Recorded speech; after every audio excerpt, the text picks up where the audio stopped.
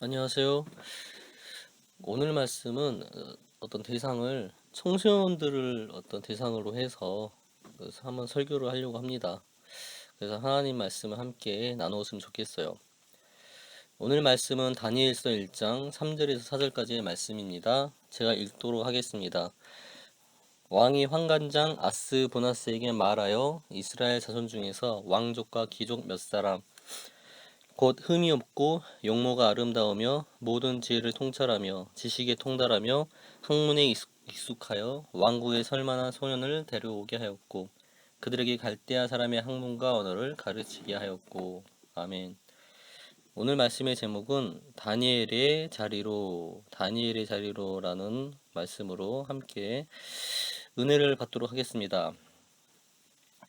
여러분, 자, 지금 여러분들은 보이지 않겠지만 제가 들고 있는 게 있어요. 바로 스마트폰입니다. 제가 이 스마트폰으로도 지금 녹음을 하고 있는데요. 자, 이 스마트폰이 나온 지가 얼마나 되었을까요? 자, 10년이 조금 넘었습니다.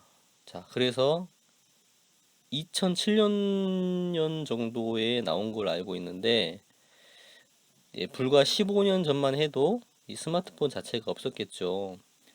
그래서 15년 전만 해도 우리는 이런 다기능, 지능형, 복합 단말기라고도 불리우는 이 폰을 가히 상상도 못했습니다. 저도 처음에 이 스마트폰을 보고 깜짝 놀랐어요. 이 스마트폰이 생각보다 할 수 있는 게 너무 많은 거예요. 인터넷도 보세요. 인터넷도 이 스마트폰의 기기 하나로 할 수 있다는 이 사실이 저에겐 너무나 큰 충격이었어요. 그래서 아는 형님이 스마트폰 구입했다고 하니까 그때 막 뭐라 했어요.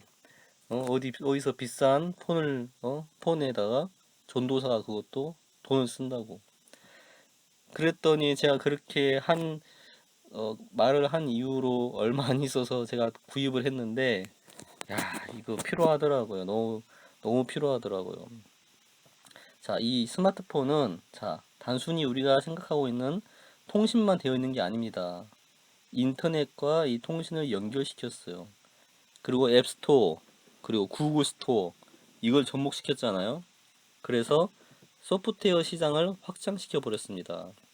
그리고 이 스마트폰으로 무엇을 할 수 있습니까? 은행 이체, 계좌 이체도 너무나 손쉽게 이 한 손으로 할 수가 있습니다. 상품의 주문 같은 것도 너무나 손쉽게 할 수가 있습니다. 모두가 이 조그만 이 기기를 통해서 거의 모든 것들을 편리하게 할 수가 있어요. 바로 우리는 이런 현실 속에 살고 있습니다. 여러분, 대단한 기술 혁명이 아닐 수가 없어요. 자, 이 기기 때문에 우리는 그 전에도 인터넷을 통해서 너무나 쉽게 정보를 이렇게 접했지만, 이제 어때요? 이 정보가 내 손에 있는 거예요, 내 손에. 내 손에서 탁 있기 때문에 이제는 더욱더 쉽게 정보를 접할 수가 있게 된 겁니다. 자, 이것은 어른들을 넘어서 중학교, 고등학생, 초등학생까지 다양한 계층에게 이제 미디어의 이 정보의 세계로 들어가는 문이 되었고 통로가 되었어요. 이 작은 기기가. 그래서 요즘 아이들이 좋아하는 그룹 있잖아요. BTS, 방탄소년단. 자, 이 노래도 너무나 쉽게 우리가 들을 수가 있어요. 우리 아이들이 접할 수 있고 들을 수 있고. 또 유튜브란 게 있잖아요. 유튜브를 통해서도 이 BTS, 방탄소년단의 어떤 일상사를 이 아이들이 쉽게 접할 수가 있습니다. 저희 때도 H.O.T가 있었고 잭스키스, 뭐 핑클 등이 있었잖아요. 그때 텔레비전에 나와서 노래를 하면 열광을 했습니다. 그런데 이제는 요즘은 이 스마트 기기를 통해서 너무나 쉽게 방송을 볼 수가 있어요. 그리고 요즘의 그룹들은 세련되더라고요. 보니까 화려해졌고 스케일이 커졌습니다. 그래서 그 열광이 더 커진 것 같아요. 우리 시대 때도 그랬겠지만 현재는 어떻습니까? 더욱 기술 혁명의 시대 가운데 있어요. 문화 혁명의 시대 가운데 우리는 살고 있습니다. 이 부인할 수가 없어요. 그래서 통계에 의하면 초중고생의 15% 정도가 인터넷과 스마트폰에 의존하는 걸로 나와 있습니다. 여러분, 이 초중고생들이 하루에 이 스마트폰을 몇 시간 사용한 줄 아나요? 평균적으로? 통계적으로 평균 3시간에서 4시간 기본으로 사용하는 걸로 드러났어요. 평균이에요. 그 이상 하겠죠. 이 다양한 정보를 이 작은 기기를 통해서 알 수가 있으니 손을 뗄 수 있겠습니까? 없죠. 계속 가지고 다녀야 되죠. 얼마나 많은 볼거리와 재미가 이 안에 있습니까? 카카오톡 같은 것도 너무나 편리하잖아요. 카카오톡 같은 것도 친구들과의 관계 형성에도 큰 도움을 주고 있기 때문에 손에서 이 스마트폰을 떼기가 쉽지 않습니다. 그래서 카톡 이 소리만 들려도 우리 어때요? 하던 일을 그만 멈추고 꼭 확인해야만 하는 이 충동이 있잖아요. 자, 이거는 어른들 뿐만 아니라 청소년들도 마찬가지로 공감하실 겁니다. 사회적으로, 문화적으로, 기술적으로 평가를 해보면 이 매우 건설적인 방향으로 간 듯하게 보여요. 그러나 우리가 좀 더 영적인 눈을 통해서 본다면 사람들의 정신과 마음을 이 영적인 관심에서 세상적인 관심으로 돌려놓는 역기능적인 측면으로도 우리는 평가할 수가 있을 겁니다. 우리가 자주 말하죠. 한국교회가 쇠퇴하고 있다. 한국교회의 부흥이 쇠락하고 있다. 이런저런의 등등의 말을 꺼냅니다. 이런 현상은 한국교회만의 현상은 아니에요. 바로 전 세계에 불어닥친 현상이라고 할 수가 있어요. 교회들이 점점점 문을 닫고 있습니다. 미국 교회만도 해도 몇천 개의 교회가 문을 닫고 있다고 해요. 자, 왜 이렇게 교회가 점점 약해진 것처럼 우리 눈에 보일까요? 여러 가지 원인이 있겠죠. 그런데 저는 그 중에 큰 하나가 시대의 흐름과 시대적인 상태 때문이라고 생각을 합니다. 사탄의 전략은 우리의 정신세계와 마음을 하나님에게서 빼앗아 버리는 거예요. 그리고 다른 것으로 우리의 정신과 마음을 돌리게끔 하는 전략을 사용합니다. 자, 예를 들어봅시다. 물질적으로 부유해졌어요. 부유화의 시대가 열어졌습니다. 그러면 어떻습니까? 하나님의 도우심을 기대하지도 않고 의지하지도 않는 마음의 상태로 바꾸어 버리기 쉽습니다. 이 세상에 볼거리와 재미도 있잖아요. 그래서 사람들의 마음과 정신을 빼앗아서 거기에 집중하도록 만들어 버립니다. 자, 이런 상태가 되면 어때요? 신을 찾고 신의 도우심을 기대하겠습니까? 사람은 원래 재성을 가졌습니다. 그래서 상황과 환경이 허락하면 우리는 하나님과 상관없는 삶을 언제 어디서든 살 수 있는 자율적인 존재라는 거예요. 자, 사사기 2장 7절에서 10절까지의 내용을 보면은 성경은 여호와를 알지 못한 세대에 대해서 이야기를 합니다. 백성들이 여호수아가 사는 동안과 이스라엘을 위하여 행하신 큰 일을 본 자들은 이 사는 날 동안에 여호와를 섬겼다고 말씀하고 있습니다. 그러나 여호수아가 죽고 그 열조들이 다 죽었을 때 다음 세대는 여호와를 알지 못했다라고 해요. 여호와께서 하신 일도 알지 못했다 이렇게 말씀하고 있습니다. 자, 한마디로 다음 세대가 하나님과 아무 상관없는 삶을 살기 시작했다라는 겁니다. 하나님을 경험적으로 알지 못한 세대가 이 가나안 땅에서 일어났다는 거예요.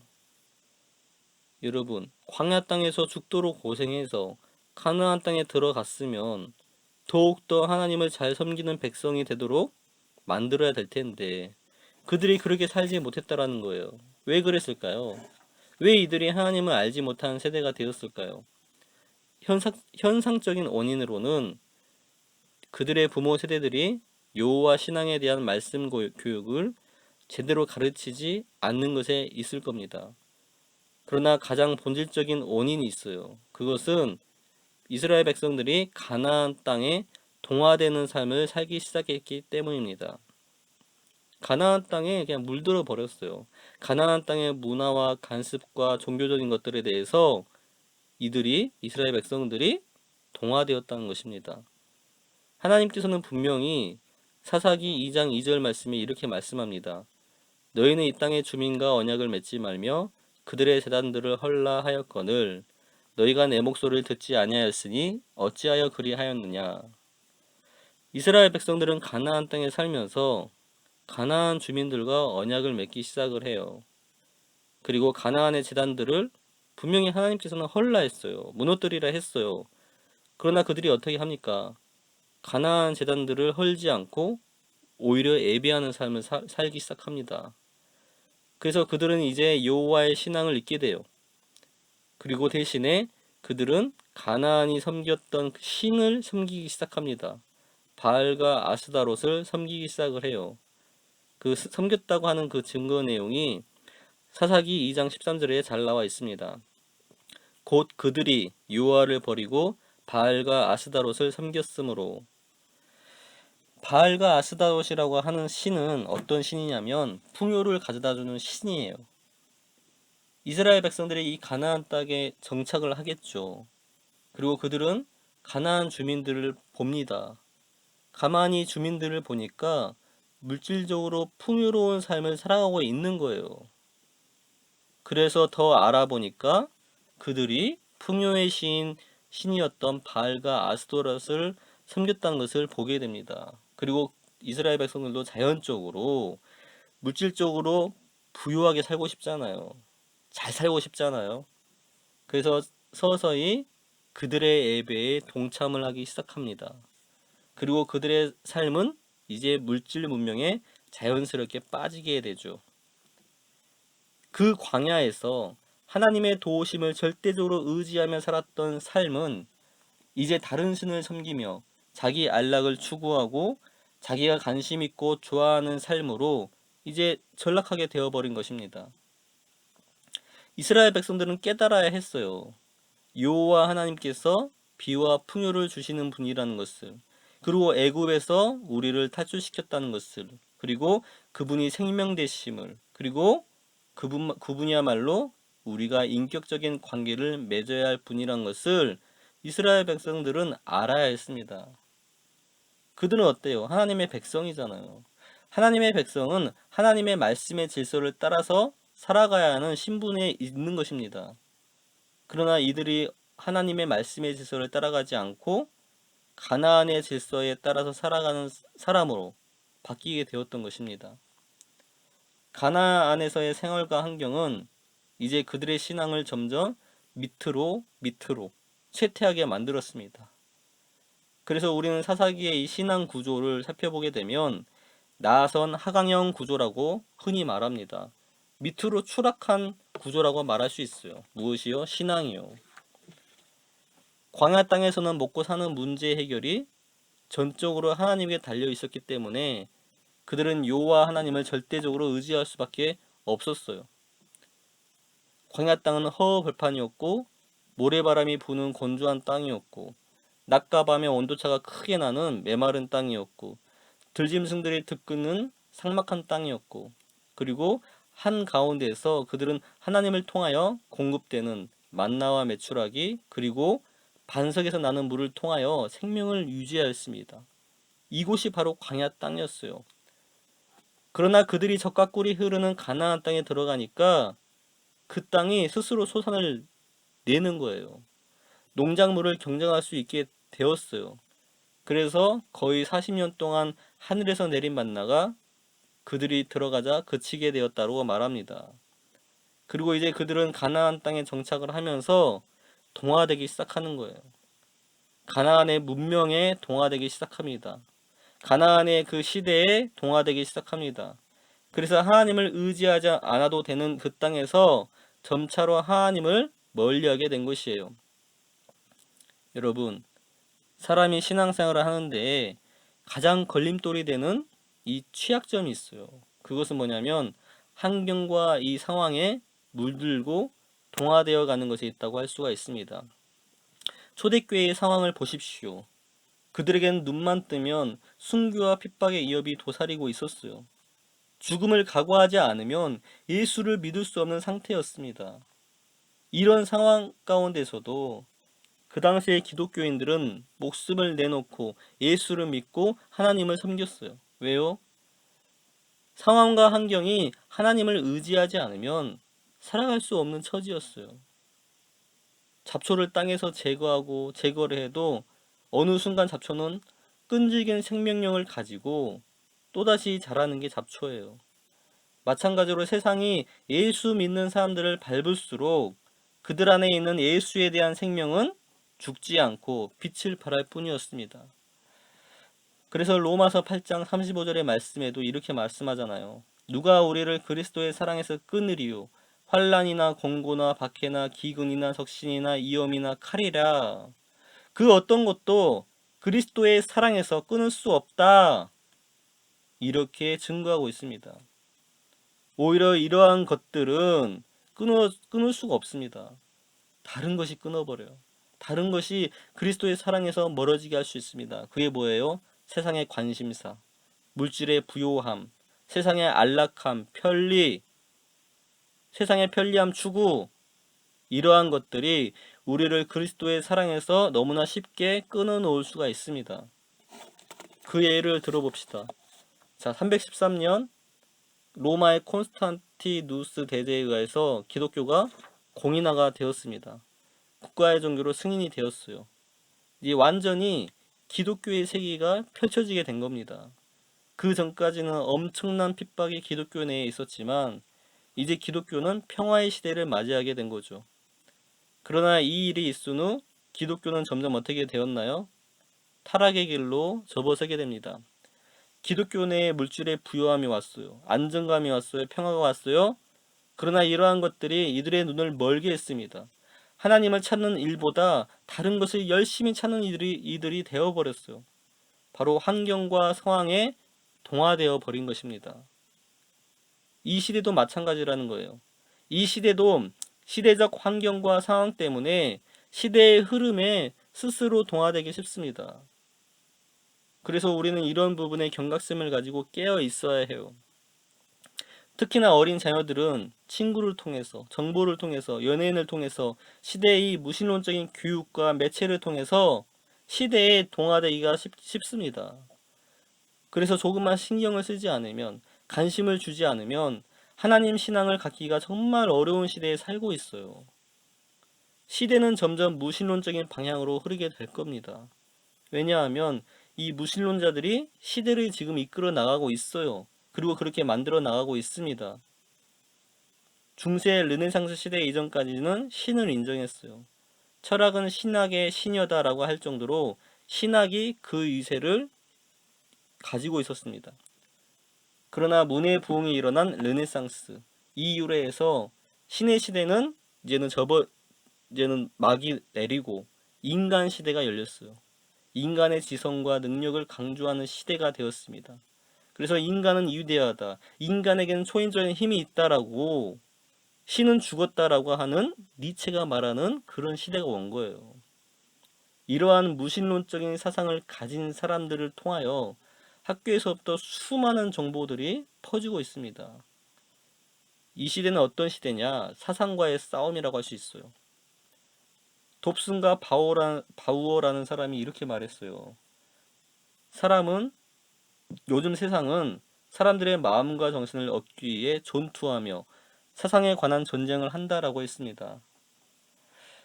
사탄은 시대의 흐름과 시대의 사상을 통하여 어른들뿐 아니라 우리 자녀들의 마음과 정신을 다른 것에 빠지게 만듭니다. 그래서 하나님 신앙에 관심조차 주지 않도록 계략을 펼치고 있어요. 왜 사탄이 집요하게 하나님을 공격하고 하나님을 믿는 교회를 공격하는 겁니까? 왜냐하면 교회에는 생명이 있기 때문에 그래요. 자녀들이 예수의 생명을 얻는 것을 사탄은 기뻐하지 않기 때문입니다. 이들이 하나님의 나라에 동참하여 하나님과 함께하는 삶을 사는 것을 좋아하지 않아요.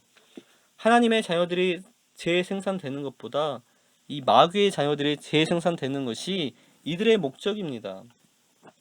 여러분, 특별히 우리 청소년 여러분, 세상은 우리에게 잠깐의 만족과 즐거움은 분명히 줄 수가 있습니다.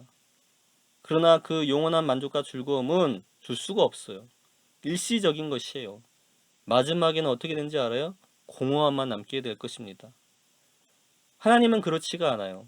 예수의 생명 안에 거하는 사람에게는 영원한 만족과 즐거움이 있습니다. 공허하지가 않습니다.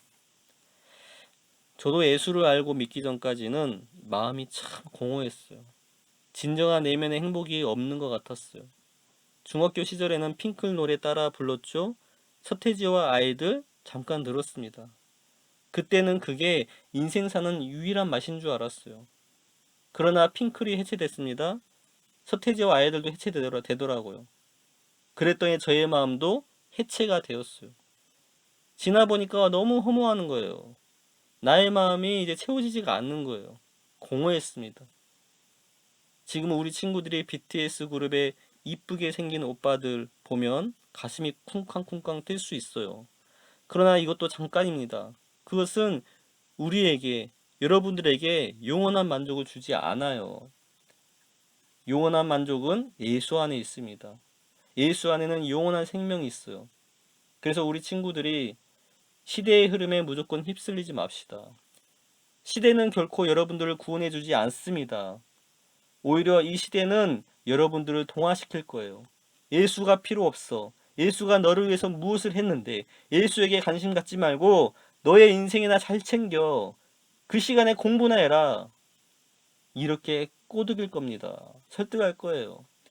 그러나 여러분 넘어가지 맙시다. 속지 맙시다. 아멘. 사탄은 이렇게 교묘한 작전을 쓴다는 것이에요.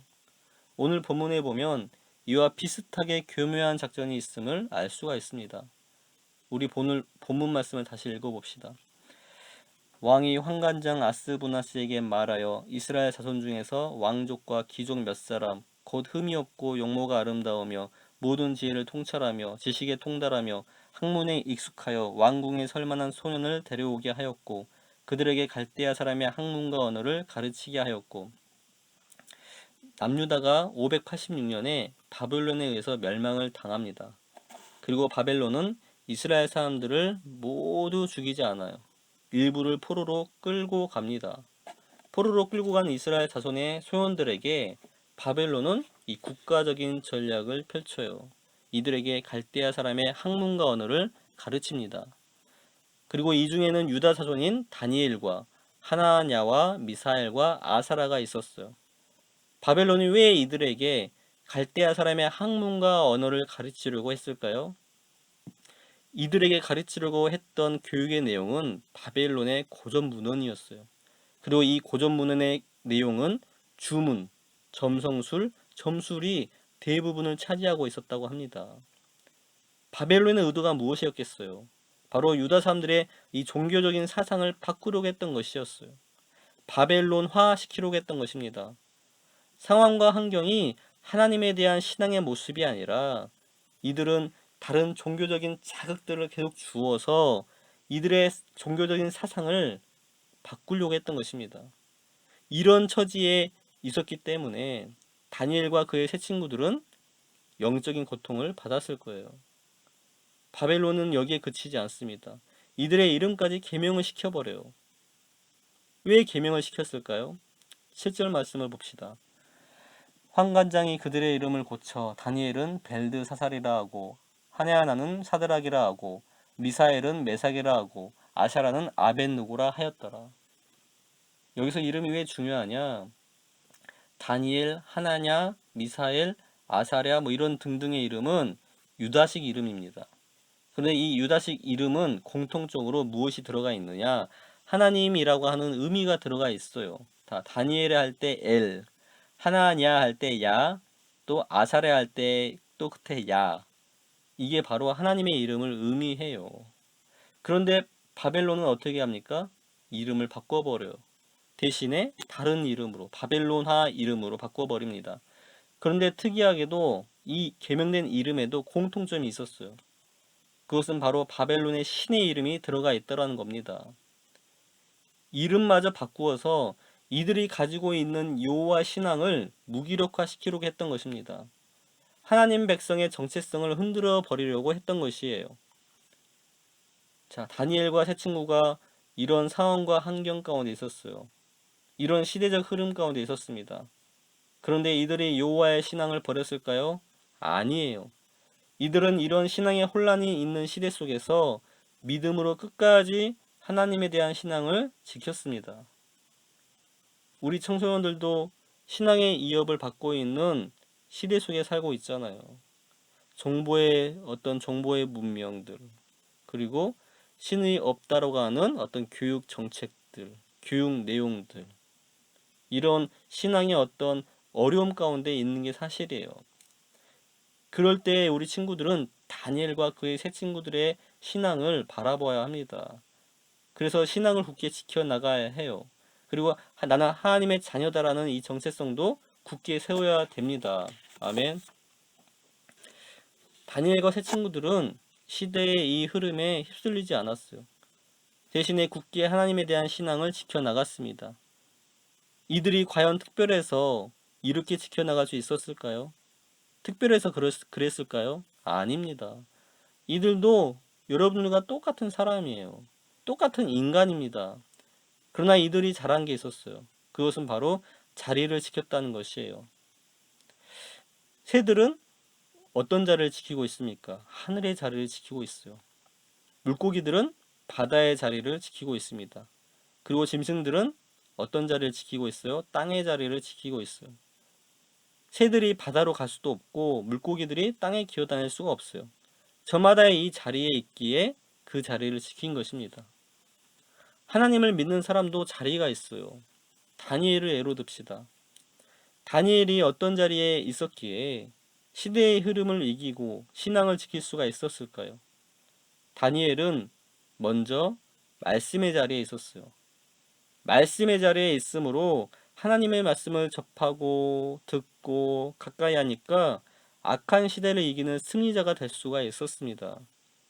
다니엘서 9장 2절 말씀을 봅시다. 곧 그 통치 5년에 나 다니엘이 책을 통해 여호와께서 말씀으로 선지자 에레미야에게 알려주신 그 연수를 깨달았나니 곧 예루살렘의 황폐함이 70년 만에 그치리라 하신 것이니라. 자, 이 말씀에 보면 다니엘이 무엇을 보았다고 해요? 책을 보았다고 나옵니다. 그 책이 뭐겠어요? 하나님의 말씀이었겠죠. 다니엘이 잠시 잠깐의 하나님의 말씀을 가까이 했다고 보진 않아요.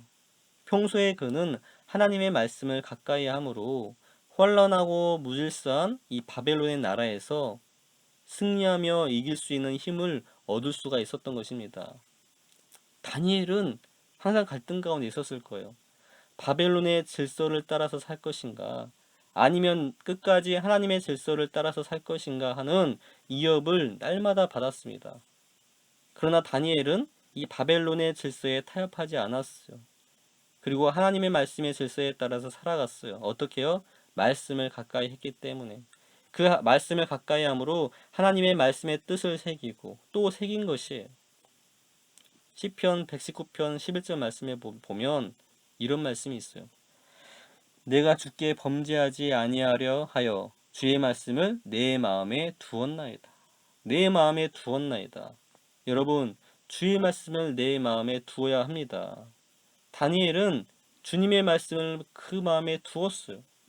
그래서 바벨론이라고 하는 그런 위협 가운데서 이길 수가 있었던 것입니다. 세상을 이길 수가 있는 거예요. 주의 말씀을 여러분들이 마음에 두어야 세상에서 이길 수가 있습니다. 주의 말씀을 마음에 두지 않으면 결코 그 누구도 이길 수가 없습니다. 이길 능력이 없어요. 우리 친구들이 주의 말씀을 마음에 두지 않으면 이길 수 있을 것 같나요? 이길 수 없습니다. 실패하게 될 겁니다. 그렇다면 주의 말씀을 내 마음에 두려면 어떻게 해야 될까요?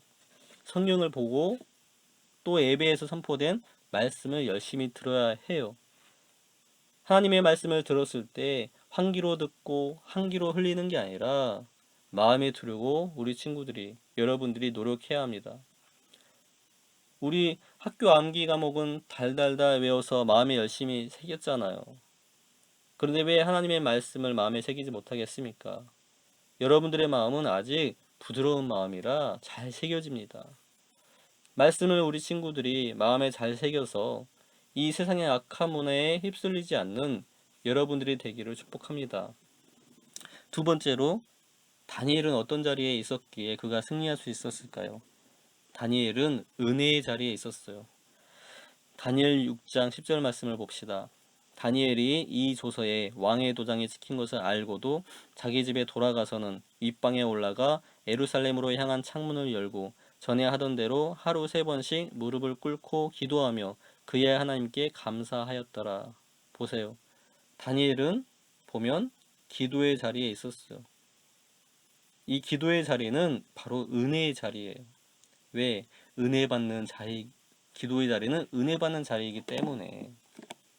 다니엘은 기도라고 하는 이 은혜의 자리에 있었기 때문에 바벨론이라고 하는 이 문화에 동화되지 않고 오히려 승리하며 나아갈 수 있었습니다. 은혜 없이는 아무것도 우리가 할 수가 없어요. 은혜 아니면 우리가 살아갈 수가 없습니다. 은혜 아니면 우리가 이길 수 없습니다. 그래서 우리는 은혜를 구하는 자리에 있어야 합니다. 무슨 수로 여러분들이 이 세상을 헤치고 이겨나갈 겁니까? 은혜밖에 없다는 거예요. 난 깡다구가 있어요. 이길 수 있습니다. 이렇게 말하실 겁니까? 그 깡다구 금방 무너지게 될 겁니다. 은혜만이, 우리 주님께서 부어주신 은혜만이 여러분들이 세상에서 승리할 수 있어. 이길 수 있어요. 그렇기 때문에 은혜의 자리에서 벗어나지 마십시다. 되도록 우리는 은혜의 자리에 있으려고 노력을 해야 합니다. 그래야 이길 수가 있어요.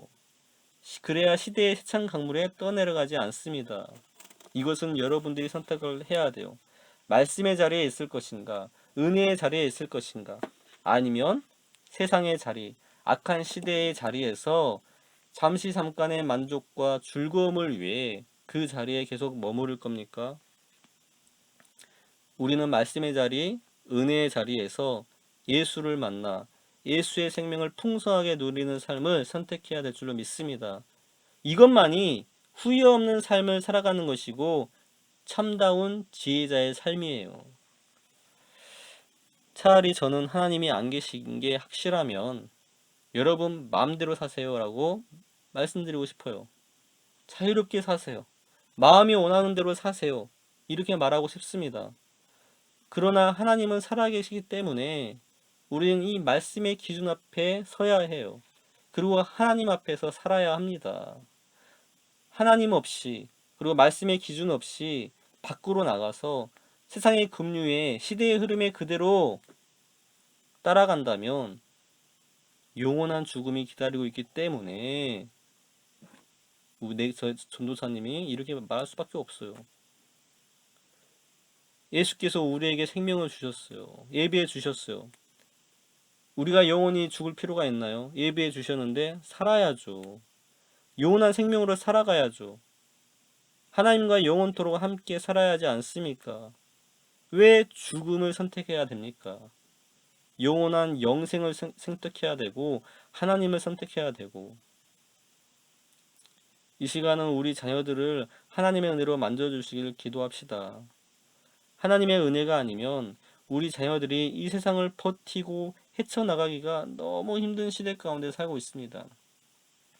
그래서 우리 자녀들이 힘들어도 어려워도 하나님을 붙잡고 하나님의 은혜를 구하며 살아가는, 그래서 세상을 이기는 자녀들이 될 수 있도록 하나님 도와주십시오라고 기도해야 될 줄로 믿습니다. 정말로 하나님, 시대적으로 신앙을 믿기가 어려운 시대 안에서 정말 우리들이 또한 우리 자녀들이 살아가고 있습니다. 특히 우리 어린 자녀들의 신앙이 위협을 받고 있고 정말 어렵게 신앙생활을 하고 있습니다. 정말 하나님에 대한 신앙의 정체성의 혼란 속에서 오늘날 살아가고 있습니다. 버티고 있어요, 하나님. 하나님, 우리 어린 청소년 자녀들에게 은혜를 부어주셔서 오히려 세상의 흐름을 거슬러 올라가는 자녀들이 될 수 있도록 해주십시오. 이들이 다니엘처럼 말씀의 자리, 은혜의 자리를 놓치지 않도록 해주시고 세상이 이들에게 거짓된 소망과 거짓된 메시지를 던질지라도 그것을 막아낼 수 있도록 이들의 마음에 주의 말씀을 두게 하시고 또 새겨주십시오. 오직 예수로 이들이 살게 하시고 오직 이들이 은혜로 살게 하사 모두 다 생명의 길로 인도하여 주옵소서라고 이 시간 우리 함께 기도하는 시간을 가졌으면 좋겠습니다.